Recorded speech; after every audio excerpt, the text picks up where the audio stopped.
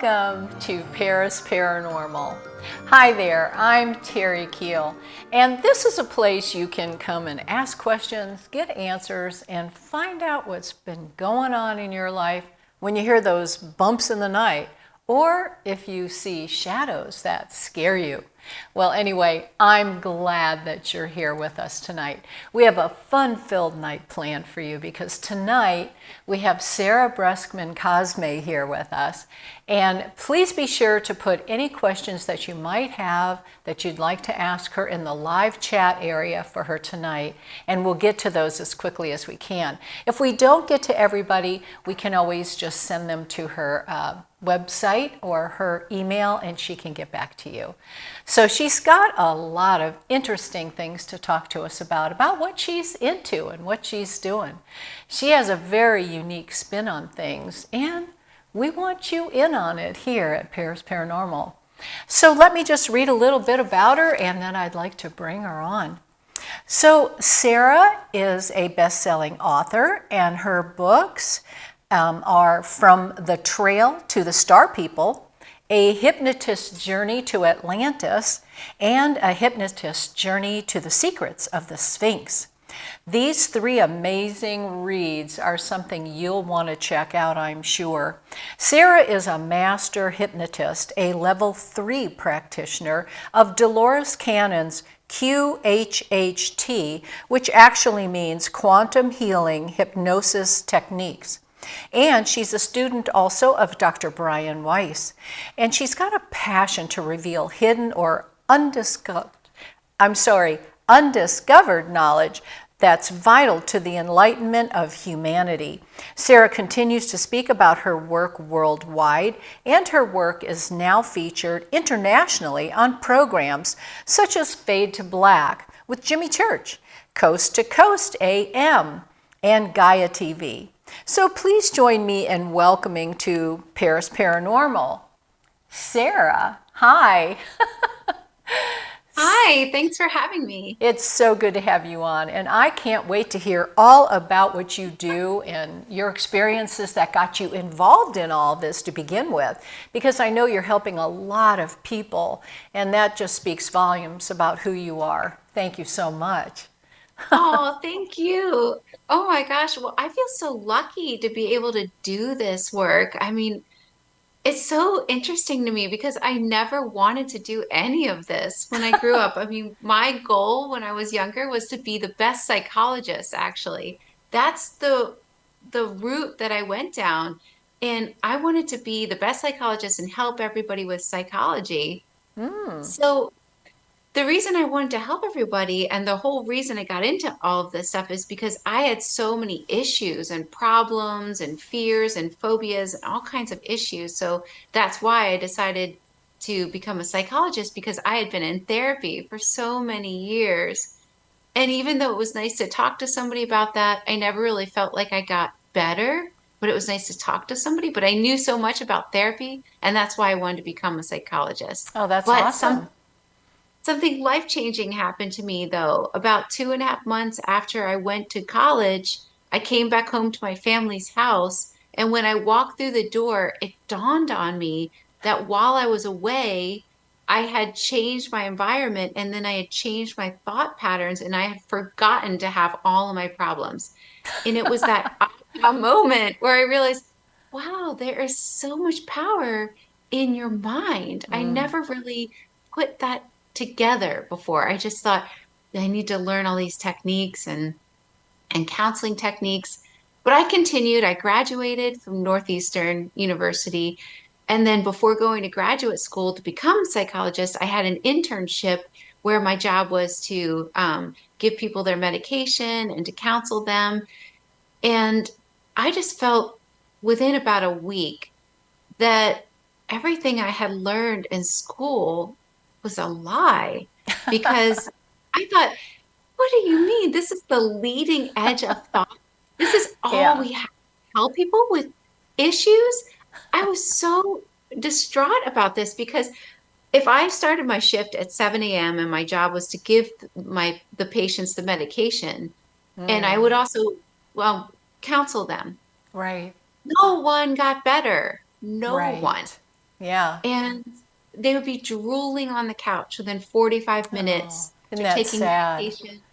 It was so sad. And these were people that were speaking with extraterrestrials. So the protocol in 97, if Mm, you were contacted by extraterrestrials, was to consider you schizophrenic.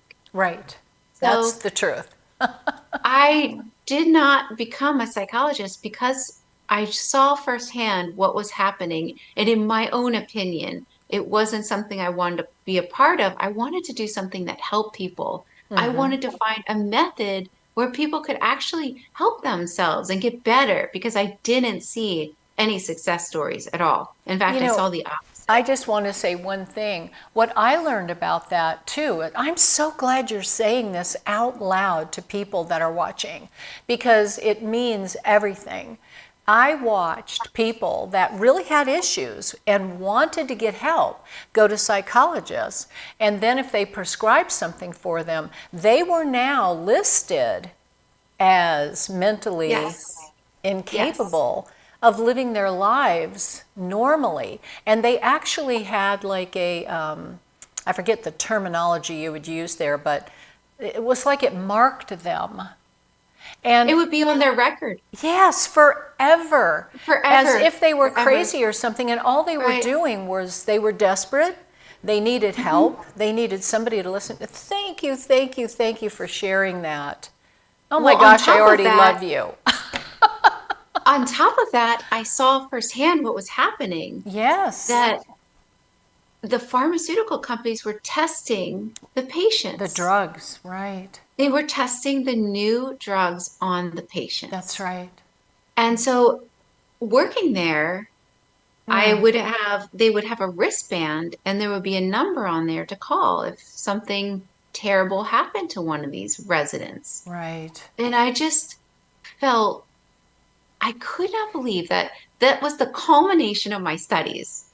This was all we had to do to offer people, Right. and no one was getting any better. Exactly. So I eventually got into hypnosis because I wanted to learn how to get to the root cause of a person's issues. And some of these patients did not really appear to have any issues. They were talking to angels or extraterrestrials. I mean, granted, yes, there were some people that did have quite Yeah. severe Some issues, people could but have an issue with that, right. some just needed to talk about these things Right. and not be called crazy. They needed to That's be right. listened to. You know, that's And actually more normal than not normal since it was happening in biblical times. Look at all these centuries and eons that it's been happening. It's been written right, about. And yet, when you do it now, oh, all of a sudden you're crazy, you're right, labeled crazy. right, right. Thank goodness we're moving away from that, where there's less of that stigmatism. But um, I got into hypnosis, and I wasn't into past life regression at all. So, like I said, I was very scientific. I mean, I got like the highest grade in my psychopharmacology class. I was Yay! gung ho to help everyone. Good for And I you. wanted to be the best psychologist. Everyone's like, what did you want to be when you were younger? I wanted to be a psychologist. So I wasn't into past life regression at all. But in order to become a master hypnotist, because I wanted to do childhood trauma, I wanted to regress people back in their childhood to get to the root cause of their issue. I had to do past life regression to become a master hypnotist. This is in 2009, I became a master hypnotist. So I had to do lose weight, quit smoking, and past life regression. And it was obvious when I was started to practice that there was something about the past life regression that worked and people were healing themselves. So I studied with Dr. Brian Weiss. He was my first teacher, and I did his method for many years. And then I felt like there was something missing.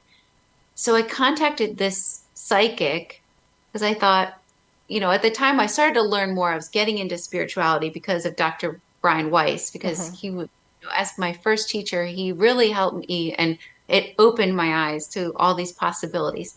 The psychic said, "Oh, Sarah, this is the easiest reading I've ever done.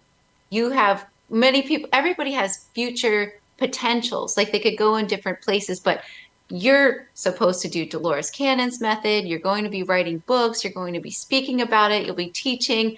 You have like one clear future." That's why you feel like something's missing. And I thought, oh my gosh, why did I waste so much money on a psychic? There's no way I would ever speak about anything or write books. And what is she talking about?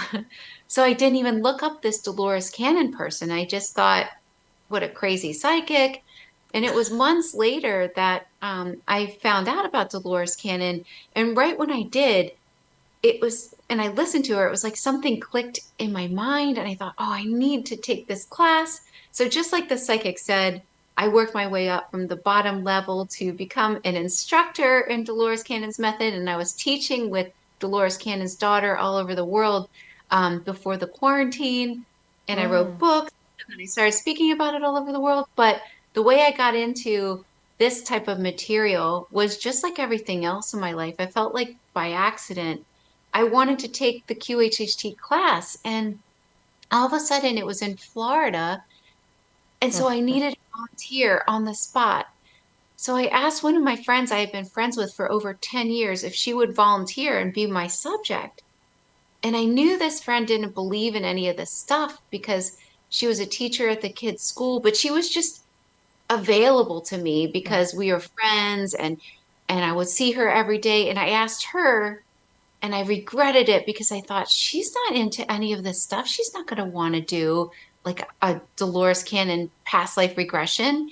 But I needed somebody on the spot and I didn't want a paying client. At that time, I was seeing clients. I didn't want someone paid me because I knew I'd have to videotape it and take it to this class.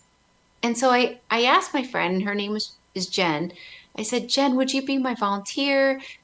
What Dolores Cannon's method is like is that I'm going to regress you and you'll be in a very relaxed state and you might see past lives. But the most important thing is you can find out anything you want to about yourself. I mean, you can find out who you really are, like why you came into this life, and you can even heal yourself.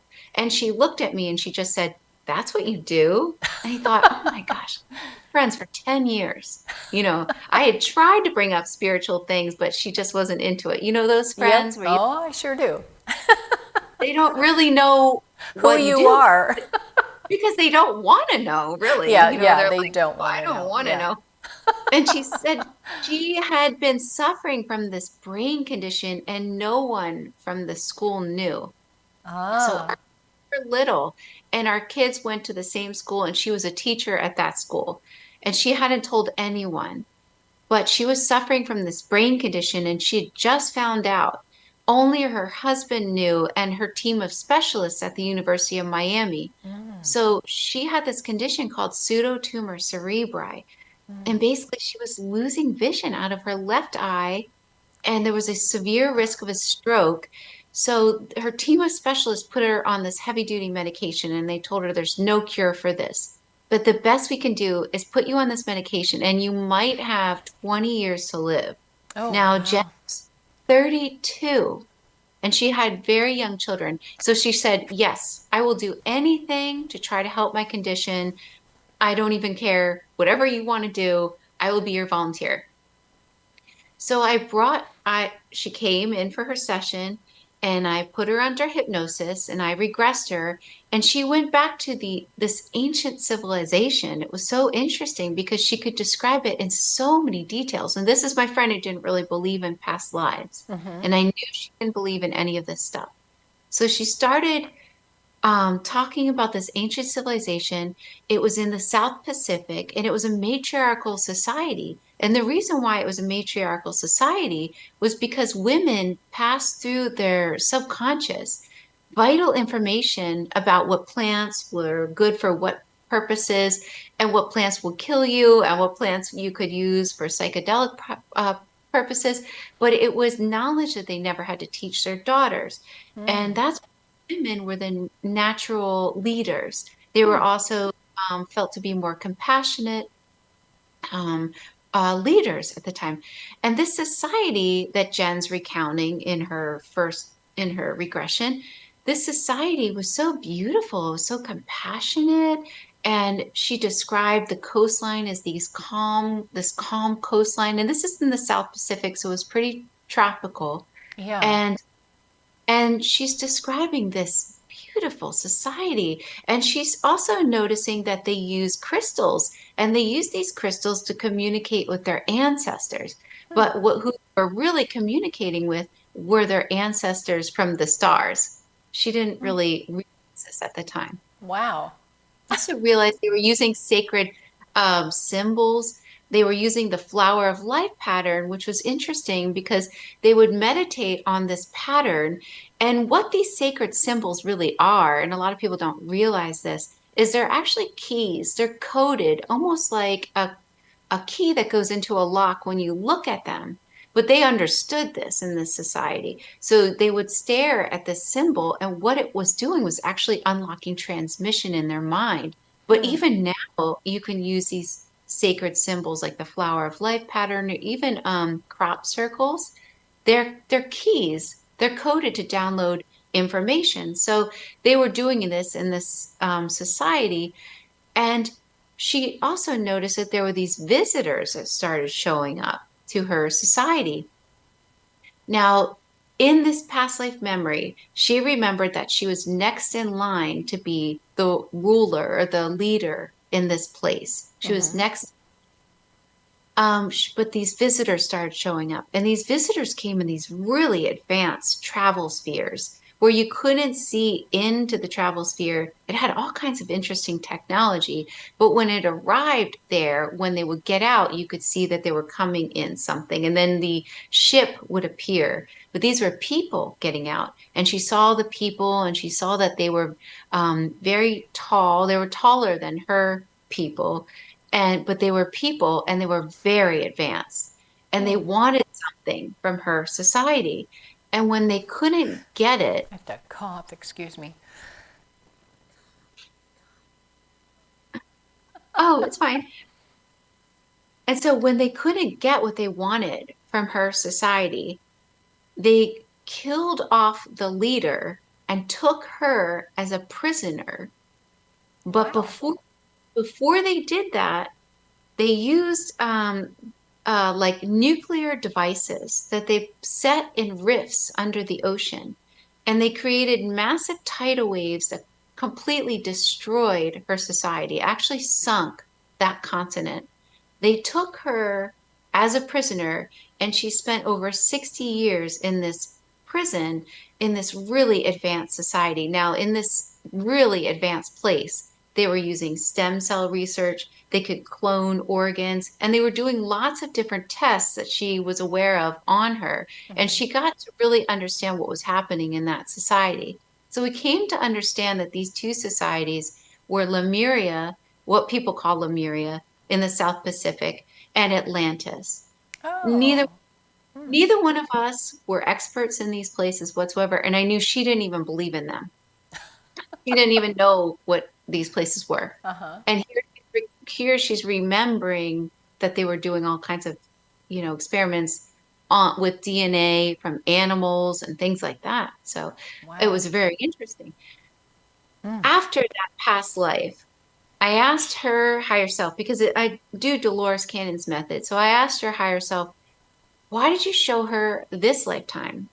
And they said the two of us had decided before coming into this life that we would meet each other, and we would get together and we would uncover this information that the world has been waiting for thousands and thousands of years for this information to resurface. That the information is so powerful that when people hear it, it creates change somewhere within them, and that it's so healing to understand these time periods, but it wasn't the right time before. And they also told her she had tried to come back in the 1970s, and she tried to share this information before. She was working with a different hypnotist in the 1970s. She tried to share this information. She was called crazy. She was then placed in the Bellevue Mental Institution in New York City, Oh my goodness. lobotomized there. And then she killed herself off the Brooklyn Bridge. This is actually, we believe in the 1970s. Her name was Christy back then. Wow. So I asked her higher self, well, what is the very root cause of her brain condition?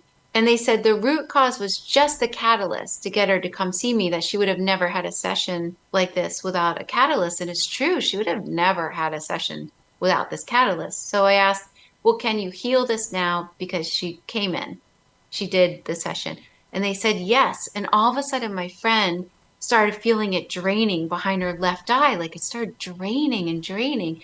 And she came out of the session and she started to feel better. She's like, oh my gosh, my vision is coming back. So she went Oh back my to her gosh. specialist and she was healed. And they couldn't even believe it. And she said, well, the only thing I've done was I did this hypnosis. And they said, we must have done something. We must have done something. And she was like, well, I didn't take the medication though. So we still must have done something, obviously. Yeah, something Anyway, happened. we decided, but it wasn't any of their intervention at all.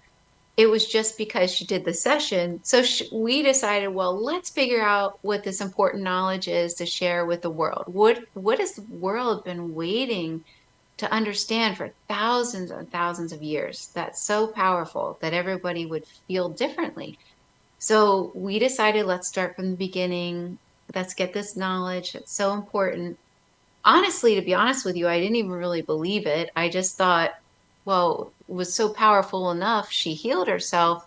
And I thought it was interesting. But her higher self said that I needed to write a book about it. And I just didn't believe it. I thought, okay, whatever. So I asked her higher self, take us back to the beginning of this story, the story that's so important that you want us to share with the world. I thought, and I know she thought, we both thought that she would start from the beginning of that lifetime in Lemuria. And actually, they called it Amun. That's what they called it back then.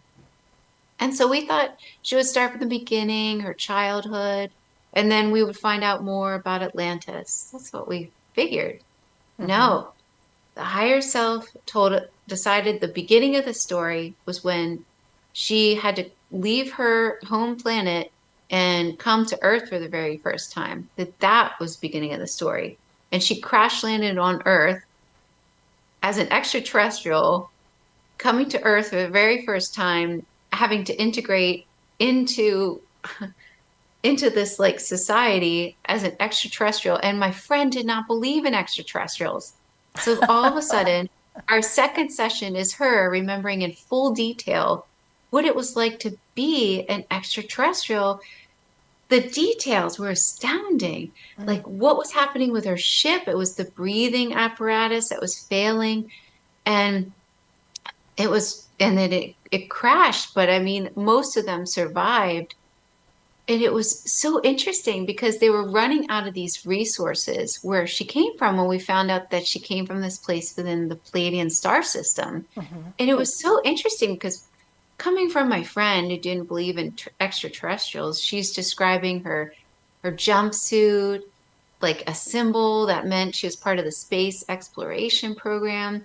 And the continuing of their kind was the very first goal. They're running out of these resource sources where they came from. And it's really interesting because what they would do in their society was through the use of these gemstones that were red, and there's no name that we have for them. I'm not really sure what they are. They call them the red crystals. Through the use of these crystals, they could create almost like a different realm, like a different vortex almost. And as a society, they all had to go into this vortex. And what would happen when they would go in, this is the practice that they had, was it would shock you into enlightenment and you would understand the secrets of the universe. And they all had to do that because when you would go into this vortex, essentially you would understand you were everyone else that you see. And so then there was no competition. So it was important in their society. And they would use these crystals and this technology to keep evolving themselves. So they were running out of this resource, and Earth had a lot of this resource. And it was one of the reasons why they wanted to seed Earth. So I had her, of course, remember what happened in the vortex because that was like, what's the secret of the universe? Let's go back in time and find out. So it was interesting because they would go in, and all of a sudden, she was describing her memories of this. It's all of a sudden like a shock that goes into your body, and you feel yourself just kind of like floating away from your body, and then you were just downloaded the secrets of the universe. And essentially, what they would learn was that everything flowed in a figure 8 pattern. So there was no end or no beginning, but instantly you saw that life was just a game. And that this game, it's a game, it's set up like a game. And this game has been going on for longer than anyone could possibly comprehend in the aspect of time. But every single person you meet, human or otherwise, is all part of this game. And we've all been doing this for like more than a millennia wouldn't even cut it, the length of time you just can't possibly fathom. But we do this to keep understanding ourselves and to keep having experiences. And we keep growing in these experiences. And we go from place or planet or realm or whatever to other realm to other realm. And we keep evolving our soul consciousness. And so I thought, as she's recounting all this stuff, and that's the beginning of the story, why they came to Earth, why they seeded the population, and that Earth was an experiment, this weird phenomenon started happening to me. So it started to get weird. This is 2018 when this started happening to me.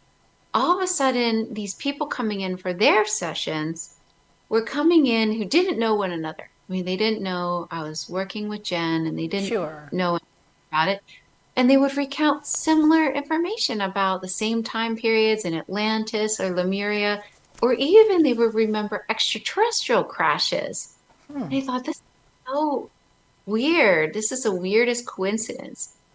And the higher self kept saying, you need to document all these things. You need to put it into a book that everybody needs this stuff over and over and over again. So I started to do that. I started documenting everything. I put, different client stories in that book. And then I published my first book, A Hypnotist's Journey to Atlantis. And then I started seeing the aftermath, because they said, just put it in a book. And it's basically, I would love to take credit, but I'm not the writer. It's this higher consciousness that's bringing forth this information. The aftermath was really wild, because people would read the book and heal themselves. Somebody, even if you go and look at the reviews, people have healed all kinds of things just from reading the book or even just hearing about this information. So it really seems like most of us that are walking the planet today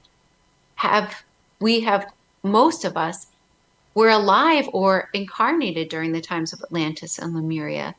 And we're all trying to move past that cycle of time. There's so many things in our lives right now are mirroring or bringing back or triggering these memories from these time periods. But see, when so many souls leave abruptly, it doesn't matter what it is. There's so much karma and so much trauma to account for.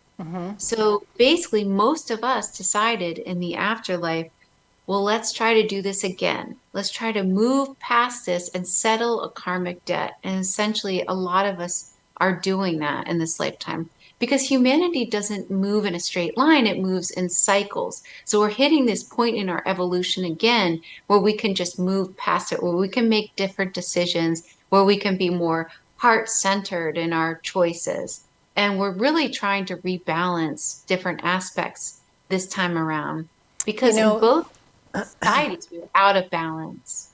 And what's interesting is just recently I've been watching different things about, because I shared with you earlier that I have had different experiences with angels, and they would just be in the room all of a sudden. I'd be in the room alone, and then I wasn't alone.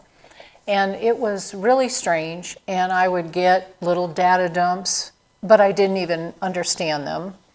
And I would have different things happen. They would show me things, but I didn't really comprehend them completely. And I would, just wonder, what are you showing me? Sometimes they would just point, and they didn't speak, but oh my gosh, they were chiseled perfection. They were gorgeous white angels with white hair and rosy cheeks, big blue eyes, and just, I mean, they were gorgeous. And what's interesting is they were all men. There were no female angels. I don't remember seeing anything feminine.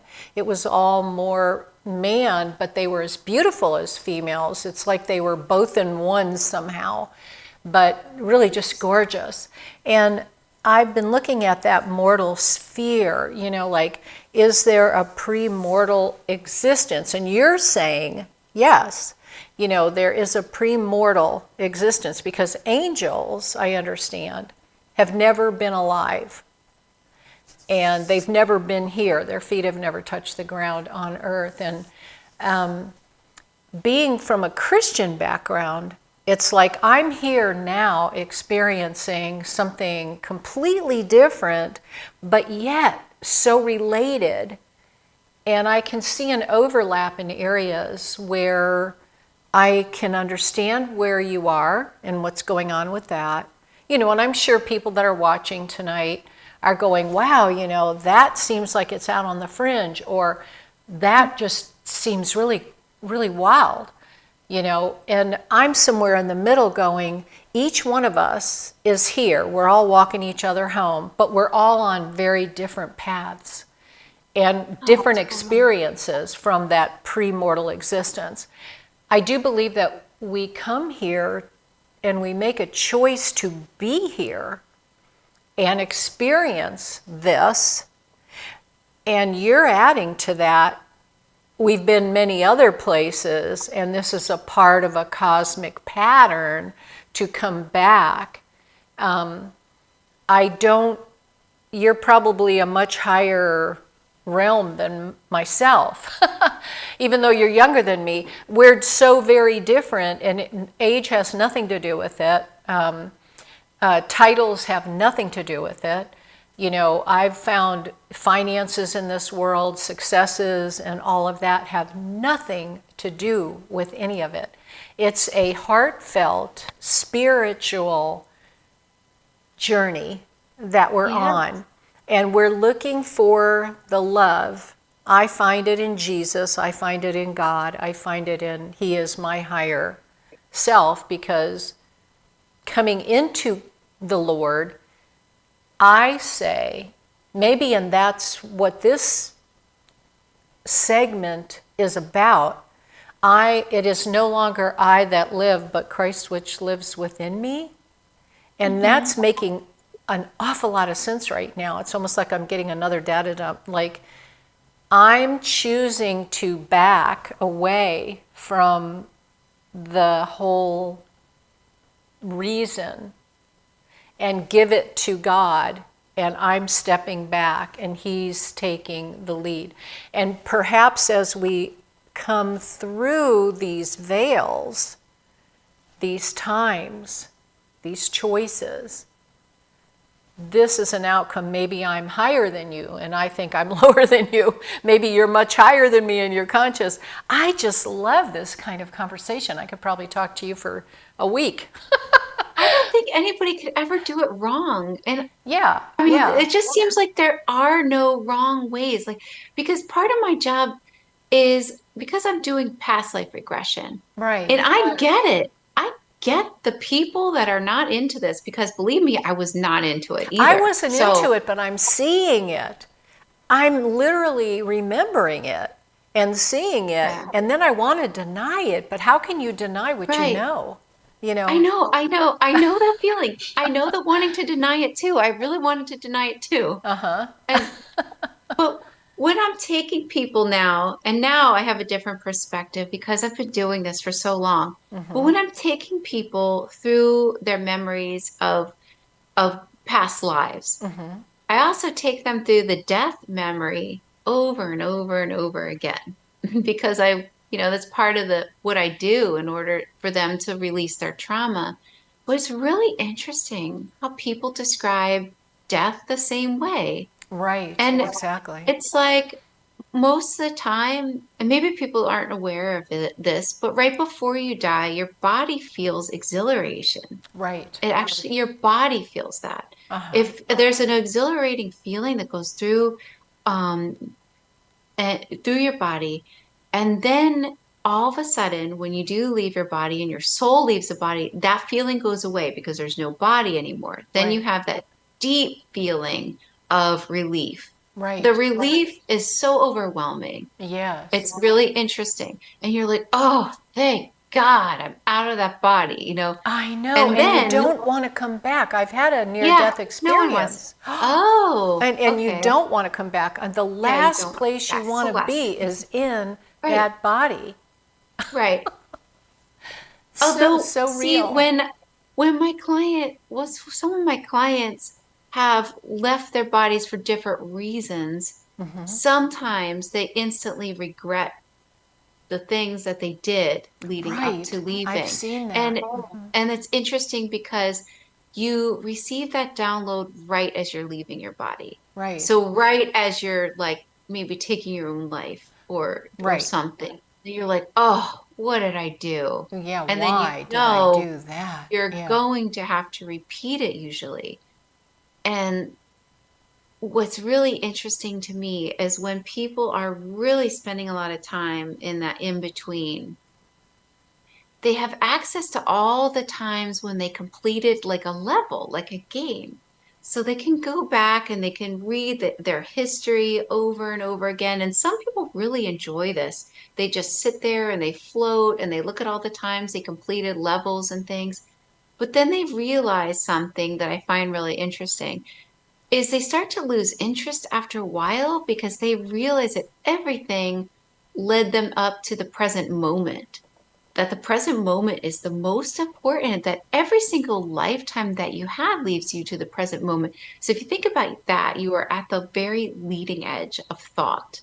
You are the creator, you are source, essentially. Source is using you to learn more about itself through you in your present lifetime.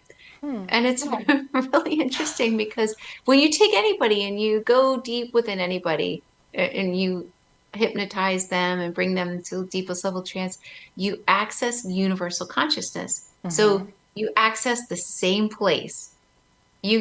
Everybody is one. We are one, but we're pretending to be in these separate bodies, pretending to have these experiences. But essentially, when you leave, the soul calls itself a we again.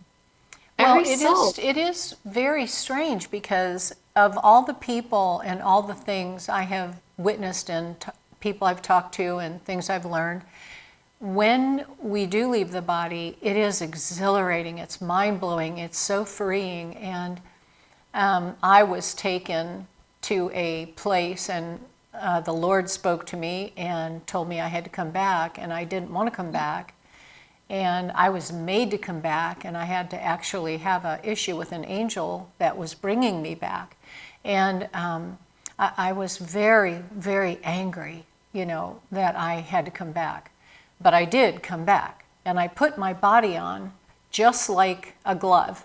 And I remember saying to the angel, I can't go back. I don't even know how to get back in that thing. I called it a carcass. And I was that angry. I don't know how to get in that carcass. And he said, the same way that you have left is how you'll return. And I said, I don't know how I left. You called me and I was out, And he said, and I thought that this was very profound, through your mouth, which is the breath of life. And I'm like, wow, through my mouth, the breath of life. And I was like, oh my gosh. And I literally went, and I was back in, and then I was putting my hands in, to my body. And many other people who have left their bodies say and identify that experience identically to mine, that it was so exhilarating, so amazing, so freeing, and they did not want to come back, but they were told that they either had to come back or they could make a choice. Some of them were allowed to make a choice. And I'm like, why do we keep having to come back? So there is that, we are given that choice. So I can understand that part of it. And it does seem like it's very repetitive, but I have a friend I have to turn you on to, and need to turn her on to you, who had a very negative, dark, void, black void experience, and very puzzling, very puzzling. Well, what seems to happen is as soon as people leave the body in the death experience, they automatically go to what it is they believe at first until their soul family comes to get them. So at Okay. first, because really essentially you are the creator of your whole reality, and that continues for a little while after death even. You're such a powerful creator that you're rendering your experience through your eyes, through your pineal gland, through your belief system. But ultimately, more than 70% of you never incarnates in the bodies. You are still with Source on the other side. And when you leave the body, you rejoin with Source. But it does seem to be different for people in the very beginning. That first experience, like who they see. Some people see Buddha, some people see Christ, but it doesn't mean it's not true. It doesn't mean they It didn't see means them. that's what they believe. But Right. it also, whatever you believe is true for you, because you are the one creating your reality, and it is true for you. I'm So, wondering if it's like levels of the game, and oh yeah, the to complete levels. come into this knowing that there is an ultimate in the game. There is Yeah. like the winner, not so much the winner, but the one that is on the top, where we step back and allow this one to take over and to guide us, and to not be in charge, not be the one in the limelight, not be the one trying to make the decisions and the moves and the choices, but let that person. I see that because I'm experiencing that. Right. That's dying to yourself, and that's becoming servant to that higher Yeah. power. And so you humble yourself, which isn't the norm, if you know what I mean. That's Yeah. not the norm, Sarah. People don't want to humble Right. themselves Right. and let anything take over, So also, I think that when we get here, when we first come, because I had many experiences as a child, I think we forget who we are and why we came here, and then we have to go back and find those truths. We do. It's the journey of remembering. It's But the it's journey of interesting. remembering. Oh my It's just like, goodness, yeah, but it's interesting, just like when people are remembering being born. So right. I that's always remember that. fascinating. I do Yeah. remember it. They describe it like, that state, that in between state when you're waking up from a dream and you still have access to your dream. It's like you still have access to all that information. But right when you're being born and you still know your mission and you know everything, and then you're getting slowly closer to being born and you're like, oh my God, can I do this? I I'm do scared. I'm so gonna remember forget. that. Yes, and I remember the things that are so bizarre that I remember. I remember being so tiny and trying to hold my head up, and the pain was Oh, very real, that I couldn't control my head, and I kept trying to control it, and it would go back and forward and to the side. And I remember being propped up, and my mother, now I could have never known this, okay? Back in that day, we didn't have cameras. I'm talking the 50s. And my mother, when I was born, would hold me, but she was a severe smoker. And I never could take her breath. And I wow. was trying to move away, but I had no control of my head whatsoever. And so I couldn't Oh, move my head. And she would talk to me, and I was breathing in smoke, all this smoke. And I also remember that her hair was auburn. And many, many years later, in remembering I said to my mother, I remember when you smoked when I was brand new and you had auburn hair. And she looked at me and said, you can't know that. And I said, Mother, I do. I remember it explicitly, very clearly. I was in a bassinet. I was in this buggy thing, and I remembered the smell of that buggy. I remembered so many things. So it is true what you're saying. These are remembrances that some of us are keen to have. Others don't have them at all. You know, just like experiences that I've had, others can live their life into their 80s and they've never had an experience. Now, I don't get that. I don't know how that works.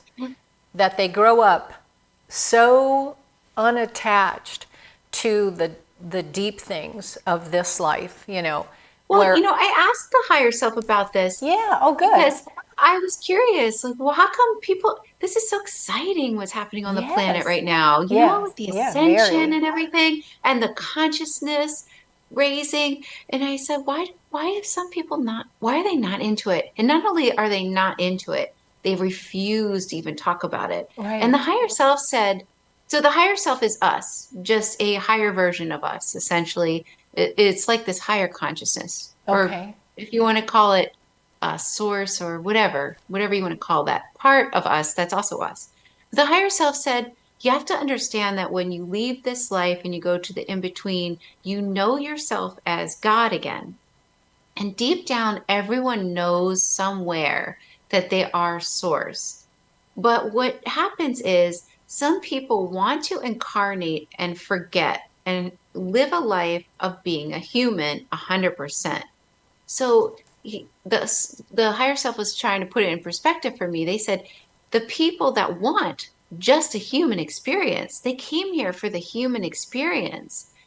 They said, Sarah, you might just be wanting to remember that you're source, but you're going to remember that when you pass. Everybody will. So some people want this human experience and just to have the human experience. They want to forget. They want to experience being separate from source. They want that experience because they know deep down who they really are. Very deep down within their soul, they know this. So then they're going to remember it again. So they want that individual experience. They don't want that awakening. They don't want to find out all these great things. They just don't want it. Some part of them doesn't want it. Well, it's true that they Interesting. don't experience it because when you ask them about it, you know, I mean, and many times I would say to somebody that I know is in that realm, you know, what in the world must you think of this? Oh, I don't think of it. And I thought, Well, oh also, my gosh, what an answer. I don't think of it. I think also for some people, they don't want to believe any of this stuff Yeah. because they've been so disappointed in their lives. A lot of people that have just had a series of disappointments, they don't want to believe in any of this stuff because they don't want to be disappointed again. They don't want to believe it to find out it's not real. I think that's one of the reasons why some people really don't want to look into this stuff. But so many people these days, and there's, at least I've been noticing this from my clients, are having a lot of contact experience. And they're starting to slowly talk about this more and more. But one thing I find really fascinating is a lot of my clients that come in that share with me that they've had really horrific and alien experiences, or they feel they've been abducted. When they're deep under hypnosis and they're going back into the memories, you know what they find out, which is shocking? What? That it's another version of themselves, oftentimes, that's contacting them. So if you think about this, in the rest of the universe, time doesn't exist, right? I think a lot of people understand that concept. Time doesn't really exist in the rest of the universe. So therefore, that's why how we can tap into our past. Well, also the future is happening in this now moment, at this now moment. Everything that has happened, and everything that will happen in this now moment is kind of like happening now, in this now. So that means if there's past versions of you, there's future versions of you. And a lot of times, my clients are realizing that it's the future version of themselves that's contacting them. It's another version of themselves that's contacting them for whatever reason they're contacting them. And it's them. sometimes it's family members or sometimes it's ancestors from the stars, but a lot of times it's them. Yeah, I don't know.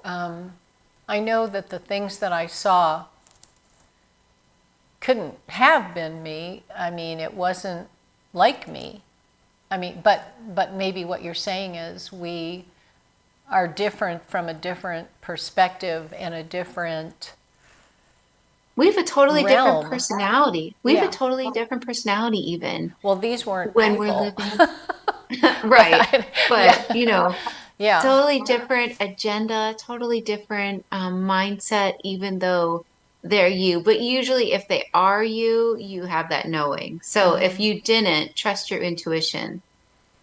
Yeah, it's difficult when you've had so many experiences like I have had and so many things that I've had to work through. I don't know if I believe everything that way, the same way as you do, but I do know that we're all connected and we're all going through different things. Mhm. And that's okay. It's always I okay think to it's disagree. good. It's a good thing to disagree with each other. And I that's, agree. yeah, our swords will sharpen each other as we move forward, and we'll go, now what do you think? Well, what do you think? You know. And then we come together, and of course we're all going to the same place. We're all no one gets out alive, as I say. You know, we're all walking each other home. So Well, our what do you feel is different than your experience? Just that were these beings benevolent or were they? Oh, yes, very benevolent. And I have often said the reason some people say they're not benevolent is because when I meet somebody now, right here as myself, and I'm kind to them, they're mostly kind to me. I don't, Yeah.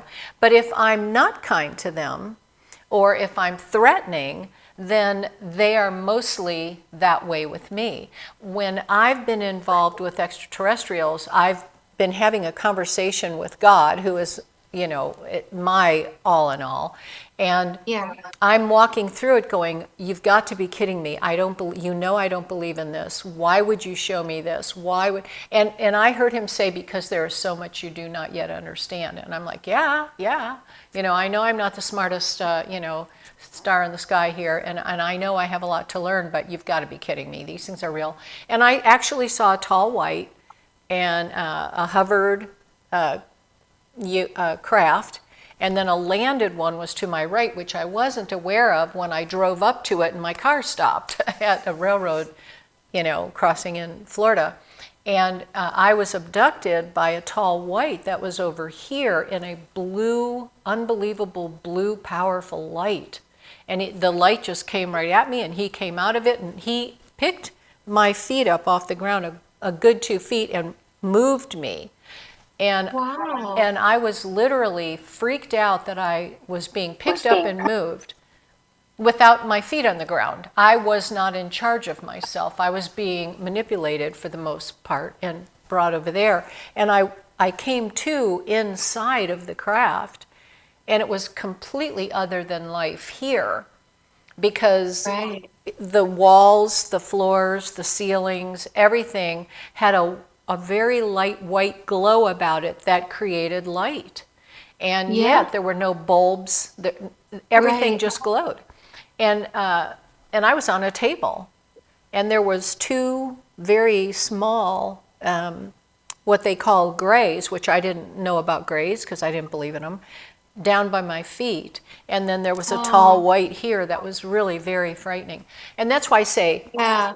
how could it have been one of us if there's two, and what part of that would have been us, if it would have been us, could have been us. So it's like you have these two different scenarios, and then what's happening here, and they control you. And that's just one experience. Right. I've had many others, Yeah. but That's scary. I'm sure that was very scary. it was incredibly frightening at the moment. Yeah. But here's the really cool thing, Sarah. Going in, I was me with all these thoughts Uh-huh. about me. Coming out, I was not the same person. I was Oh, begging interesting. them to take me with them. And my human body here was going, what are you saying? And it was like I was at enmity with myself. One part of Right. me would say, don't leave me here, don't leave me here. And then I would say to myself, shut up. What are you saying? Why would you say that? And then I would say it again through tears. And I thought, okay, this is crazy. But the want and the need to be off this planet was great. Not wanting to be here. And yet I had 2 little boys at home that I love beyond all love. I mean, I love them so desperately, love my children. And I would want to leave them. Right. That does not make any sense to me. I'm a mother's mother and a grandmother's grandmother. You know what I mean? And now I'm a Right. great-grandmother's grandmother. But, you know, it's crazy that you could be so in love with what you have here and yet be so willing to quickly leave and get out of here. Yeah. It's like when you're Yeah. dead and you have to come back. You know, Right. it's so Wow. amazing, and what you do is amazing. I am just absolutely enthralled with how you see things and how you understand things and you know what's going on. Well, there's little clues you can tell what kind of groups are contacting you sometimes. I mean, sometimes it shows up in your eye color. So it depends, or your blood type even. What would Like, green eyes have to do with anything? so green eyes in general, this is general, are usually showing signs that you're psychic, you have psychic abilities, and usually almost like a wind tunnel, channeling information from a higher galactic plane.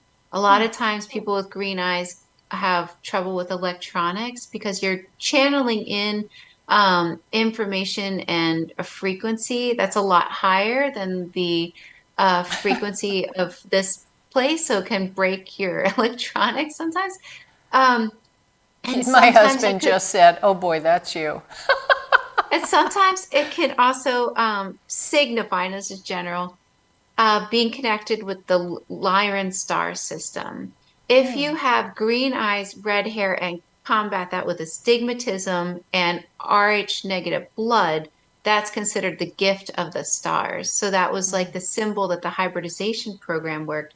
The astigmatism, where you have your eye shape is different, comes from an ancient ability to see into different dimensions. So um, a lot of the pharaohs had Rh negative blood, green eyes, and red hair, believe it or not.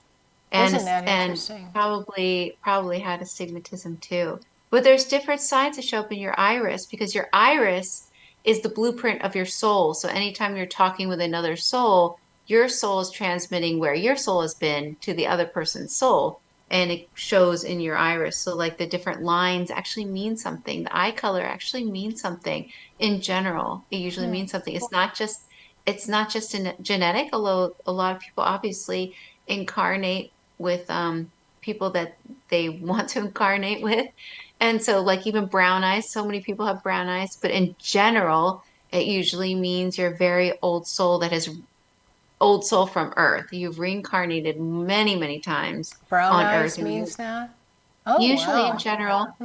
And so that's why people with brown eyes in general feel more stable on Earth plane than say someone with green eyes.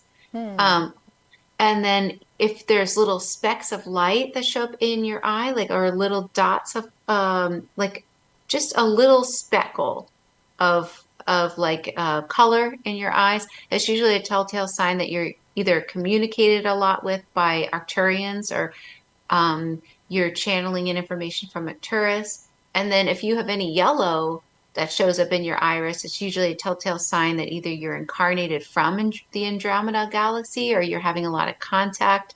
A lot of times, those people with the yellow that shows up in their eye that might even come later in their life, it's a telltale sign that they're actually being downloaded information from the Andromeda galaxy. Sometimes when they're under hypnosis, they could share about how to build spaceships and they understand how to fly their spaceships and they're communicated about this in their dreams. Um, and then there's other different telltale signs that show up as marks on your body, like different freckles in a formation actually means something. Oh, that is So, crazy. I have you little know, weird freckle shapes. I'm sure you do. I would take a bet $1 million to do, but That is crazy. Well, I want to talk about you a little more. I want to okay. know about your books and how we can get them because we're getting close to that hour, and I know that you have things you have to do tonight still. Um, let's talk about your books real quick and Okay. maybe give us a little mini down data dump on them. Sure, sure. My first book is Hypnotist Journey to Atlantis, and that's really everything that I uncovered through sessions. All my information comes from sessions. I don't research anything through anybody else. This is all stuff that I've gathered, and I do that on purpose so that I can validate the information. And A Hypnotist Journey to Atlantis is just about those time periods and how they correlate to this current reality we're in and what we can do. Um, a hypnotist journey from the trail to the star people. When my client, when one of my clients was deep under hypnosis, this other voice came through and said his name was Anawaya, and he had been watching me for a while, see if I could gain his trust. Oh, But after I wow. gained his trust, then he decided he was going to share their story. And so a hypnotist journey from the trail to the star people is a firsthand perspective through the eyes of Anawaya and walking the trail of tears in the 1800s. And Anawaya also shares with me the connection to the star people and really just so much more about life on this planet. And it goes into the star people in detail. Um, a lot more where you'd probably really like that book, actually. I would, if I were going to suggest for you, I would say you should read that book I'm first. going to read it. I bet you'll get a lot out of it. The Secrets of the Sphinx is really so much about the Sphinx, what I uncovered through my hypnosis sessions about the Sphinx and about what the Sphinx is connected to, and just a lot about Egypt um, uh, and yeah, I just really honestly, I really enjoy doing this. I really enjoy sharing this information. I feel really lucky to be in this position. I have no idea why. Um, it's like me. I don't know. There's nothing special about me. I didn't do anything. Oh, I don't I'm know if just I believe showing that. I up. think there's a lot special about you.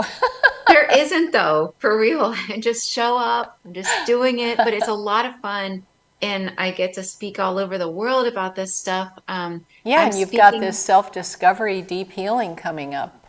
Where's that I going to be? love those. So those are 3-day workshops. Because I'm so booked up with my sessions, I decided to do these 3-day workshops, and really I'm taking people on a journey. They get 3 days of past life regressions and different healing modalities like inner child healing.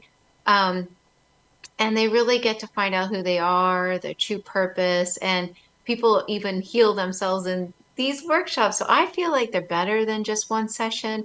That's why I wanted to give people that option. And Are they I'm online or in person? no, there, I feel that it's way more valuable to be in person. The reason I do that is because people meet like a soul tribe with the other Right, participants, and I right. keep them pretty small and they're intimate. Like some people from like one of the workshops moved in together. I mean, so I think it's a beautiful experience because everyone's trying to recreate their tribe, and what better way than to like really bond over something like this and to develop deep friendships where you can talk about anything. So that's one of the reasons why I feel like it's so special. And I'm I'm speaking in a few months at the Conscious Life Expo in LA, and I love doing that because I love the Conscious Life Expo. And I'm going to speak about how to activate Uh-huh. um, the ancient wisdom within ourselves, because there's ways that we can do that and we can activate our DNA. And I'm also going to teach how to lose weight through self-hypnosis because I Ooh. know some really cool techniques because I used to be overweight. And it's not just about losing physical weight, but about the higher self is always saying, release the baggage, like lose the energetic weight. So Yes. I'm going to teach a workshop on that.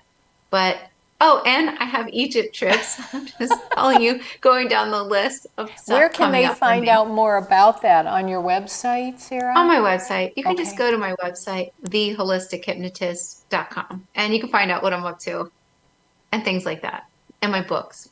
Good. Well, this has been so much fun. I have loved Yes, every minute of this. You are so me too. interesting. I literally could talk forever, and I'd love to do one of your workshops. That would be fun. Um, so I just want everybody to go to your website, see what you have to offer, get one of your books, check it out if this is the kind of thing that is interesting to you. And we are at the top of the hour, so unfortunately, it's kind of that time now. So, but to everyone who is out there, we do want to hear from you and what you thought about tonight's guest and her thoughts. And so please contact with us. You can email us at hauntedparis@usa.com, and we're also on Facebook at Paris Paranormal, and you can also find us on YouTube on our Enigmatic Anomalies channel at youtube.com at Enigmatic Anomalies. And if you'd like to see someone featured here with me and April, who is usually with us, but she's out, just had some surgery, so we're kind of lifting her up in prayer. But reach out to us here and please look us up, and don't forget to hit the like and subscribe buttons when you do for us. It helps a lot. So thanks for tuning in tonight. Thank you, Sarah. Thank you so much for being here with us tonight. It was great. And Merry Christmas to everybody in case I don't see you before then, and Happy New Year. And we will see you next week, and we'll have another great show here for you. So we'll see you then. Have a great night.